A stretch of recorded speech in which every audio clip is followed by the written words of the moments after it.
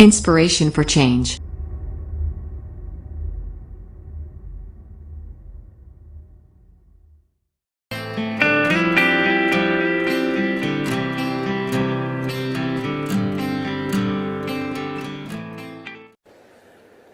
मित्रों, आप गरीब हैं, अमीर हैं, इन चीजों की चिंता छोड़ दो दोस्तों। एक बात की जरूरत होती है, आपका आप पर भरोसा होना चाहिए।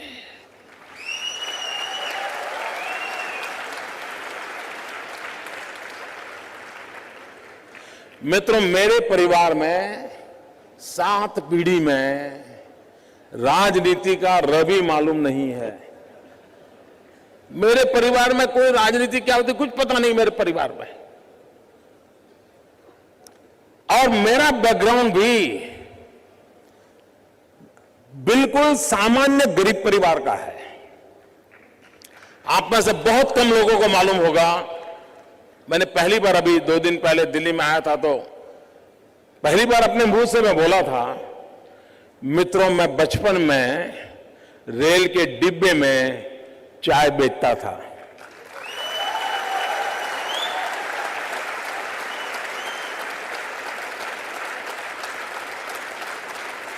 और आज आपके सामने खड़ा हूं।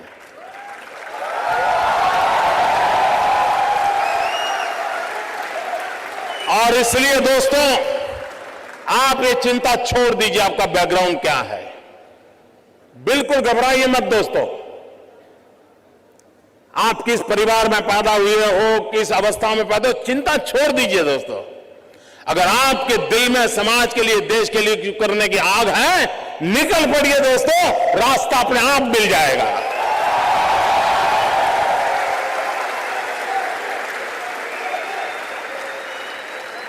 लेकिन मित्रों, लेना, पाना, बनना, ये ख्वाब लेके चलोगे तो ख्वाब ख्वाब ही रह जाएगा।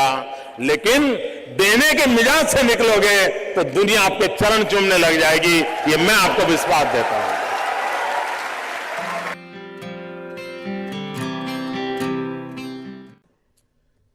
स्टार्टअप, मैं कल एडम से बात कर रहा था तो बड़ा इंटरेस्टिंग है, उसको मिलने जैसा है।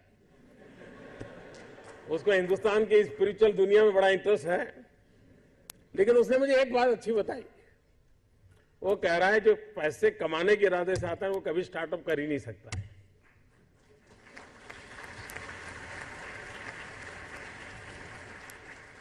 जो कुछ करने के इरादे से आता है, पैसे उसके लिए बाय प्रोडक्ट होते हैं। और आप सबने देखा होगा कि आप लोगों ने जब शुरू किया होगा तब आपने बैंक बैलेंस क्या होगा ये कभी नहीं सोचा होगा। लेकिन किसकी जिंदगी में क्या बदलाव लाता हूं यह सोचा होगा, तब हुआ होगा।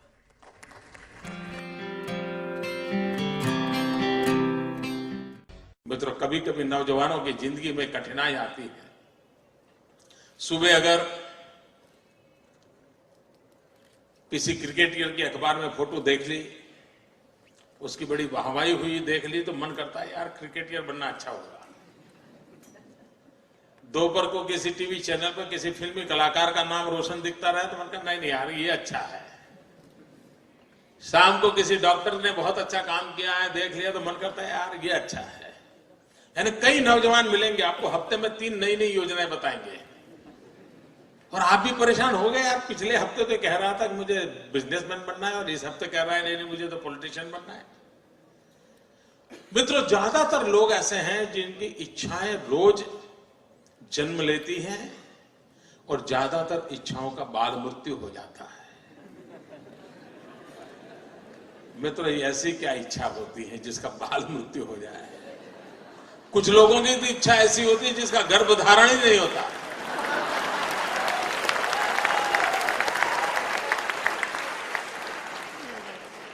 और मित्रों, कुछ लोग होते हैं जिनकी इच्छाएं रोज बदलती रहती है। और जब इच्छाएं रोज बदलती रहती है तो आपके साथी आपको क्या कहते हैं? आपको यही कहेंगे यार छोड़ो, तो बड़ा तरंगी है, वो सुबह शाम नई नई चीजें सोचता रहता है, वो बेकार है यार, वो तो ऐसे ही उटपटांग बातें करता है। ऐसे कैसे ही होता है ना। मित्रों, मेरा कोई नौजवान साथी ऐसा नहीं होना चाहिए जिस इच्छाएं लोगों के लिए मजाक का कारण बने। कोई नौजवान ऐसा नहीं होना चाहिए जिसकी इच्छाएं तरंग बन जाए। और इसलिए मित्रों आवश्यक है और कोशिश करनी चाहिए। इच्छा बुरी चीज नहीं है, लेकिन इच्छाओं को बदलते रहना बुरी चीज है। इच्छाएं स्थिर होनी चाहिए, और अगर इच्छा स्थिर है तो संकल्प बनती है, और संकल्प में जब परिश्रम जुड़ता है तो सिद्धि बन जाती है। और इसलिए इच्छा प्लस स्थिरता इज इक्वल टू संकल्प, संकल्प प्लस परिश्रम इज इक्वल टू सिद्धि। इस छोटे से अर्थ अलजेब्रा के समीकरण को लेकर के हम जिंदगी को बनाने की कोशिश करेंगे तो मैं मानता हूं मित्रों कि हम जीवन में कभी विफल नहीं हो सकते।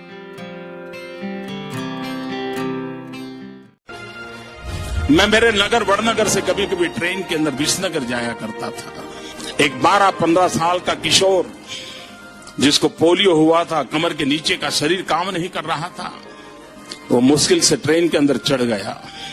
उस गंदे कपड़े थे, भिक्षुक जैसा लगता था, लेकिन वो भीख नहीं मांगता था और हर किसी के पास जाकर के वो रिक्वेस्ट करता था मुझे बूट पॉलिश करने के लिए दीजिए। और उस समय 10-15 पैसे में बूट पॉलिश होती थी, और लोग कभी दया भाव के कारण, कभी करुणा के भाव के कारण उससे अपना जूतों की पॉलिश करवाते होंगे। लेकिन मैंने देखा पॉलिश वाले करने वाले बहुत देखे थे, लेकिन इस बच्चे की तरफ मेरा ध्यान गया। मैं देख रहा था क्या कर रहा है। उसने क्या किया, अपने गंदे टूटे फूले झोले में से उस दिन का टाइम्स ऑफ इंडिया निकाला और उस पर लिखा था, ग्राहक के प्रति उसने लिखा था कि आज का दिन बहुत ही शुभ हो, आपकी यात्रा शुभ हो, आपके सारे काम सिद्ध हो। अंग्रेजी में उसने एक छोटा वाक्य लिखा था। और जैसे ही उसने जूते दिए पॉलिश करने के लिए तो इसने उनके हाथ में टाइम्स ऑफ इंडिया पकड़ा दिया। उस ग्राहक को भी लगा कि 10 पैसे में पॉलिश हो रही है और 1 रुपये का अखबार पढ़ने को मिल जाता है। इस घटना को मैं देख रहा था तो मैंने उस बालक को पूछा, मैंने कहा भाई तुम हो कौन? बोले मैं कर्नाटक का हूं, कोई परिवार में है नहीं, मेरी शरीर की हालत अच्छी नहीं है, लेकिन मैं सम्मान से जीना चाहता हूं, इसलिए मैं यहां पहुंच गया हूं, करते करते काम कर रहा हूं। और बोले मैं लोगों की सबसे अधिक सेवा करना चाहता हूं। बोले हर दिन सुबह एक टाइम्स ऑफ इंडिया खरीद लेता हूं और दिन भर में 25-30 लोगों की जब पॉलिश करता हूं, 5 मिनट 7 मिनट पॉलिश करता हूं, उतनी देर वो अखबार पढ़ लेते हैं और मुझे आशीर्वाद भी देते हैं, पैसे भी देते हैं। मैंने इस दृश्य को देखा तब मुझे गीता पूरी तरह समझ आ गई। मुझे लगा इसको कहते हैं योग कर्मशु कौशलम। पॉलिश करने वाले काम को उसने योग बना करके जिस प्रकार से उसमें प्रोफेशनलिज्म ला करके काम किया था, और यही तो योग कर्मशु कौशलम है जो जिंदगी को जोड़ देता है, कार्य में जीवन को जोक देता है। वो यौगिक अवस्था को प्राप्त करके जीवन में एक अद्भुत अनुभूति का एहसास करता है। संगठन का काम करना ये उनका जो मूलतम कार्य है वो है। कई प्रांतों में पार्टी का काम करते रहे हैं और जिन लोगों के साथ काम करते रहे हैं उनको भी लगता है कि वो टफ टास्क मास्टर हैं, डिसिप्लिनरियन हैं, नए नए आइडियाज उनको सूझते हैं। अगर वो चुनाव लड़वा रहे हैं पार्टी को किसी प्रांत में तो उसमें भी वो क्रिएटिव हैं। संगठन को और मजबूत कैसे बनाना, पार्टी का नेटवर्क और कैसे या उसका बेस कैसे और भी ब्रॉड बनाना, वो उसमें अच्छी तरह से उनकी शक्ति का वो उपयोग करते हैं। ऑर्गेनाइजेशन तो बहुत अच्छा करते ही हैं, इसलिए तो यहाँ भी काफी ऑर्गेनाइजेशनल ड्यूटीज उनको दी जाती है। So that there is no question that he is a very good organiser. राजनीतिक के रूप में मैं ये मान सकता हूँ कि उनकी और हमारी विचारधारा में चाहे जितनी भी भिन्नता हो, पर वो अपनी विचारधारा के प्रति प्रतिबद्ध राजनीतिक है। और उनके बारे में जो आम धारणा है वो ये है कि संगठन के मैं उनकी बड़ी अच्छी पकड़ है।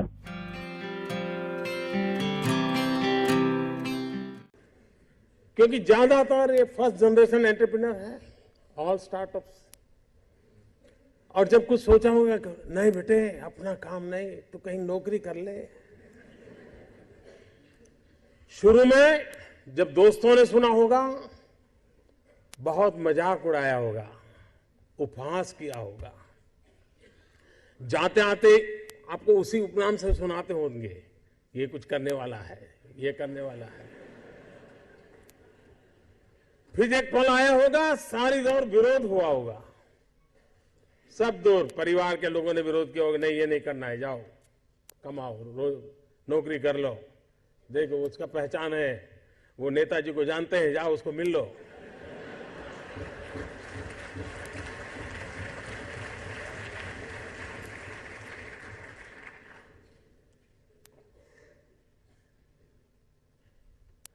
उस विरोध के बावजूद भी जो टिके होंगे, आज सब लोग कहते होंगे कि यार इसने तो कमाल कर दी, कुछ ऐसा मुझे भी करना है। हर किसी के स्टार्टअप की जिंदगी की यही कहानी है। एक भीतर से एक ऊर्जा होती है, भीतर में सपने होते हैं, उसके साथ खप जाने का इरादा होता है, तब जाकर के परिस्थितियां पलटती है। और दुनिया में हर किसी ने यही किया होगा।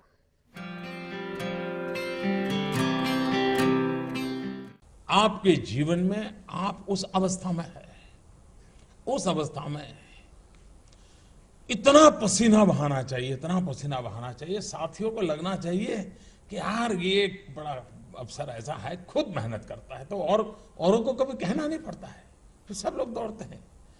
आप अगर बोर्ड लगाओगे एक समय पर ऑफिस आना चाहिए, उसकी उतनी ताकत नहीं है कि आप समय के पहले 5 मिनट पहुंच जाए, उसकी ताकत है। आप अफसरों को कहें कि भाई सप्ताह में 1 दिन दौरा करना चाहिए, रात को गांव में रुकना चाहिए, 2 दिन रुकना चाहिए, उतनी ताकत नहीं है कि जब तक हम जाकर के रुके।